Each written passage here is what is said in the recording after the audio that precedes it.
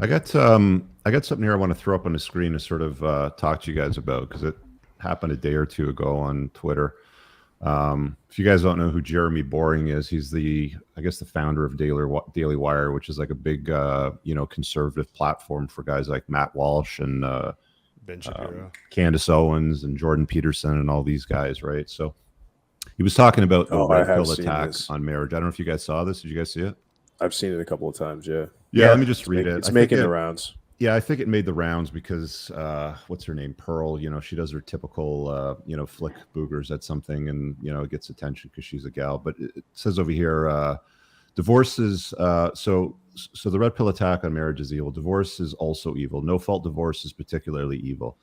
Divorce when children are in the picture is one of the most evil acts a person can engage in, and I agree with all of that 100%. All of these acts of evil are common because evil is common. We are all given it from time to time. That does not change what they are. The fact that women initiate 80% of divorce is evident that some manifestations of evil are more common in women. Something society, and frustratingly Christian society, has been trying to obscure since we turned over all of our moral authority to women in the 20th century. This is where he's starting to lose accuracy. Okay, but we'll keep going. It is also evidence of a deep societal sickness, one that creates enormous incentives for women to divorce and virtually not through, absolutely none for men. And I covered this in my book in depth. If you guys haven't read the Unplugged Alpha, get it. The red pill rightly observes much of the sickness, and they even rightly diagnose much of it. But they then turn on the institution itself, an institution fundamental to human flourishing, male flourishing, the flourishing of children, and the flourish of society. Now, let me just pause on this for a minute, and let me make it absolutely freaking clear. Do you actually believe that we got here today because of marriage? We got here today because of our ancestors. Marriage is a new phenomenon. It's only been around for 10,000 years, and the origins of marriage are the acquisition of in-laws. It had nothing to do with love, family, any of those things. It was to form a tribe and to sort of merge, under the bond or the guise of a marriage. And But to it, keep the again, plebs in line too, so they're not wandering bands exactly, of barbarians. exactly. Like, there was no marriage in the days of Genghis Khan. There was no marriage in like the days all prior to all that, and yet they still managed to multiply. I mean, you don't have to have fucking marriage for human flourishing or male flourishing. The state that it's in today, like the actual act of getting married, is just retarded. You would have to have an imbalance in your brain chemically to march into the slaughterhouse of marriage, because you just don't pay attention to what it is. It's not a good deal. It's a very, very bad deal. And again, I break down all the reasons why in my book. I've covered it in podcasts before. Anyway, I'll keep going. Marriage makes men men. Okay, this is where we get into the manning up shit. Marriage Here we makes go. men men. Actually, what it does is it makes most men pussies. It pussifies most men and puts them through betatization through 1,000 concessions. Marriage saves men and is a picture of the salvation of men. This is like almost a quote from Jordan Peterson's 3-part series on marriage that they put on the Daily Wire, which I also broke down, by the way, in a podcast and explained why it's dumb and doesn't make any sense whatsoever. We should fight to make marriage marriage. We must defend men's rights in marriage. Well, how's that working? Like, why are the gals not getting together and marching on Capitol Hill to do something to change the fucking laws? All they're doing is they're saying words. I've said this a million times. Every time some chick says, oh, marriage laws aren't fair to men, and I don't blame them for not getting married, and we have to change that. Good. Get the girls together, make a bunch of fucking signs, go down to Capitol Hill and say something about it, because they don't listen to men. They laugh at men when we say things, right? But we must not abandon marriage. Okay, buddy. To abandon marriage is to abandon the fight beneath the fight in which all other fights are premised. Anti-marriage is anti-life. You cannot be conservative and anti-marriage. Blah, blah, blah. That's what I said there. So blah, blah, blah. Shame on you, man. Be a better beta and wife up. Got it. Anyway, he actually, had something to say over here about manning up, which I thought was hilarious. He said, manning up and leading a family against the odds and the tough and unfair circumstances created by a feminized society that hates men and male leadership does not make you a beta. Yes, it does, Jeremy. This is the dumbest thing that a man can do, is expose himself and his wealth and his ability to parent his kids to a situation that looks like marriage to the state. What do That's you why guys think? a lot of these Save men tradcons from get what? it wrong.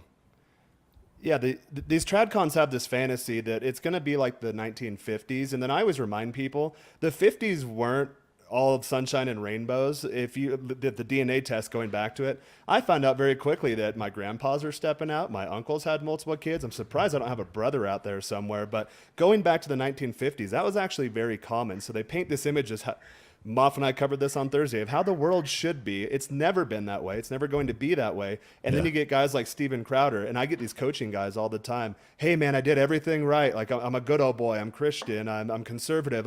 I did what should be done as according to societal standards, and they just completely get shit on. And then I come on and say, okay, here's how the world actually works. Here's how you actually get ahead. And guys just blow me up in the comments. Oh, no, you're full of shit. Like, how's your plan working? Because my plan's awesome. Like, you guys all see the results.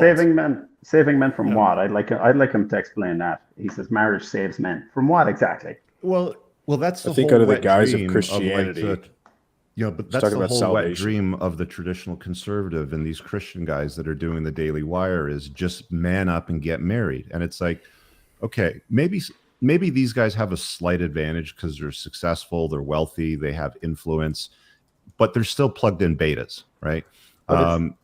Like Matt Walsh, was a name that came up in like one of the threads there, somewhere, and he's got 6 kids, married for 10 years, all that sort of stuff. But none of these guys truly understand the nature of marriage, divorce, and what it takes to keep a woman obsessed with you and attracted to you over the long-term basis.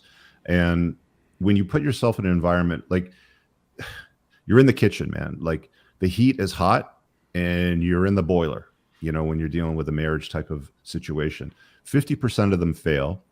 After 8 years, less than 13% of people are still in a state of love, and less than 3% of people are in a state of bliss.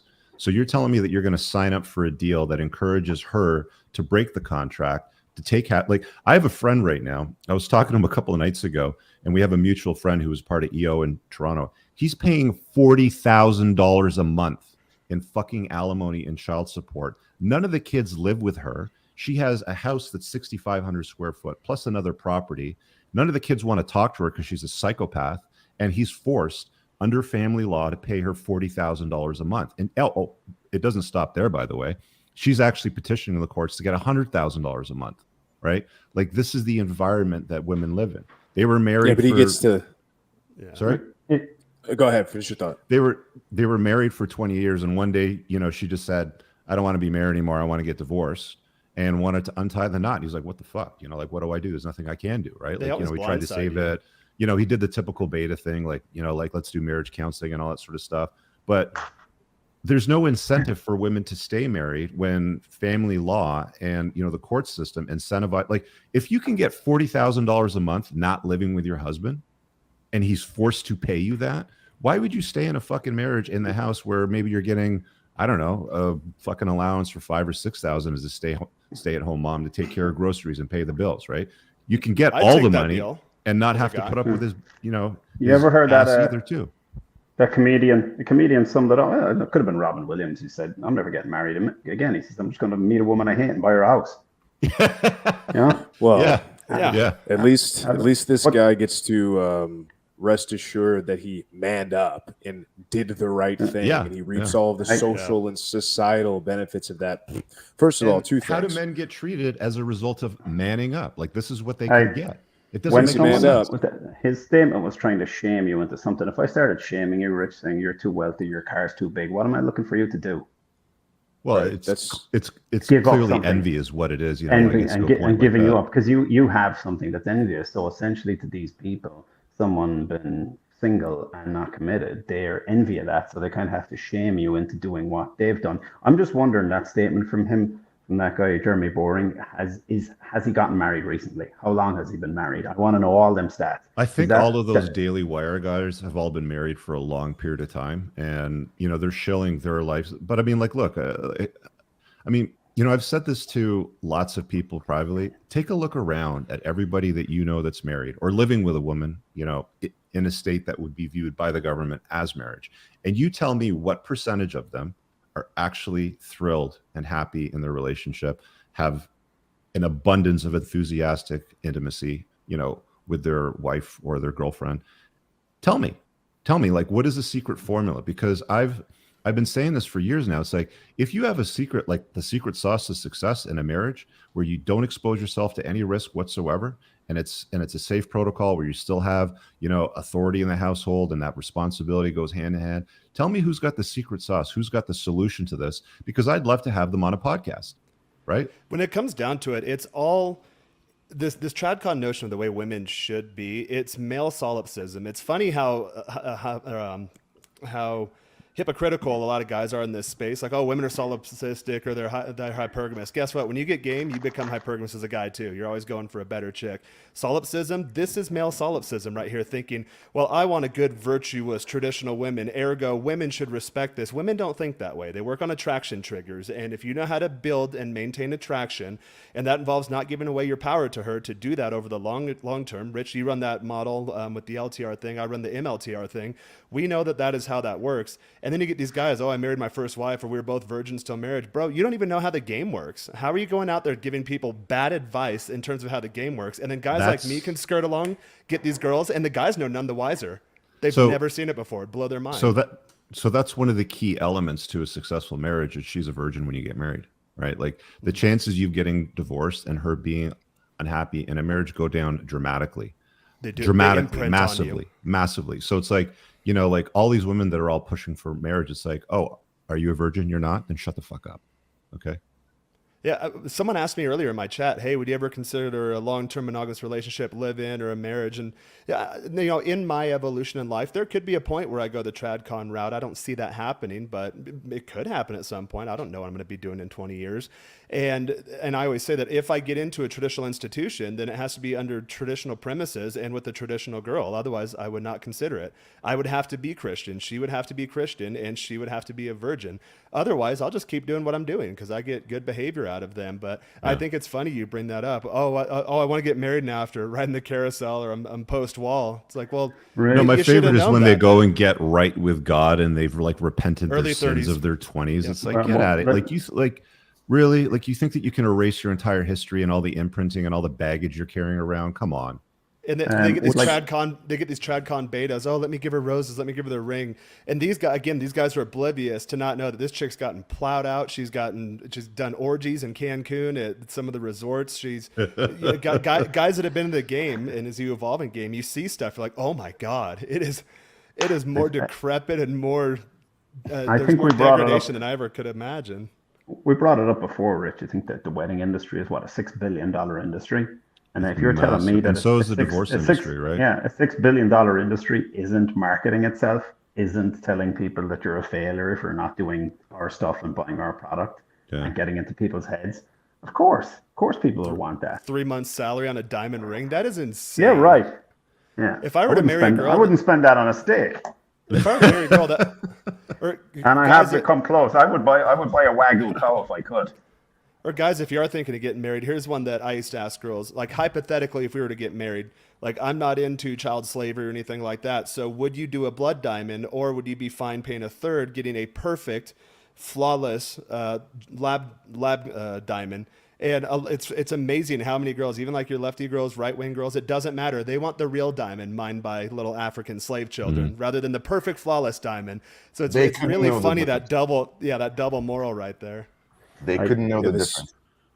This thing all just goes back to, guys that have no experience shaming other guys into what they think they should do. It goes like, there's no we here. Like, Jeremy, I don't know who you are. There's no we. I'm not in your tribe. I don't know who you are. You don't speak for me. You don't speak for all men. Like, there's nothing that relates the two of us other than like the appendage we have in the chromosomes in our DNA. I saw something that just got released. I saw this on X the other day, and I can't remember who exactly reported it, but there's now studies that are linking when we talk like the type, and they use the word incel in quotes, but when you typically hear women talking about, misogynistic and incel language, what the research is actually coming out and showing I don't know if it's by polling or surveys, but it's the more experience that a particular guy has with women and sort of the higher his notch count, the more likely he is to display these what are otherwise known as traditional incel misogynist views on women, which I thought was really interesting. And it just goes to show, and when you have guys that are propping up women on these pedestals and they talk about stupid bullshit, you know, buzzwords like the divine feminine and goddessry and all that kind of dumbass stuff, that's how you know you can spot a dude like, this is the first girl that ever touched your dick and you decided to put a ring on it. Like you have no experience. You don't know anything about women. You know one woman and that's it. And so I thought that was a really interesting sort of finding, because it's always the insult of you can't possibly think this way or say these things because you don't get women. It's like, actually, the reason that I do think this way and the reason that I know the things that I know and the reason that I hold these views and opinions is because I do get women. So it's really interesting that that's now starting to come out and manifest itself in reality. I really hope you guys enjoyed that clip. If you want to watch the full-length podcast, you can find that over here, that clip's from. If you're newer to the channel, make sure you hit subscribe over here. And pinned down below in the top comment, you'll find a bunch of useful links to my website, my supplement line, books, and a bunch of other stuff. Have an amazing day. Peace out.